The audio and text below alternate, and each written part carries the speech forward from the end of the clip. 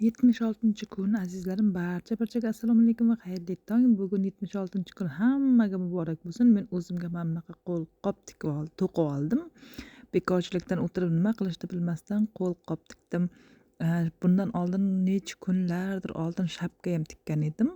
Hozir shapkamni kiyib ko'rsatganim bor edi. Mana shapka kiyib ko'rsatib nima qilganman, buni ham o'zim o'z qo'llarim bilan bekorchilikdan o'tirib to'qidim. Qanaqa chiqibdi? Xunuk yomon chiqqan bo'lsa ham chiroyli chiqibdi deb qo'ysalaring xursand bo'laman. Azizlarim, 76-kunda ham mana boshlab oldik. Yangi yil tobora yaqinlashib bormoqda. Hammaga tong xayrli bo'lsin, kunlaring xayrli, barakali o'tsin. Menga obuna bo'lib, layk bosib, do'stlaringga ulashishdan umuman charchamanglar. Ertalab tong sahardan har doimgidek men yurishga chiqqanman. Hozir endi yurishdan qaytyapman.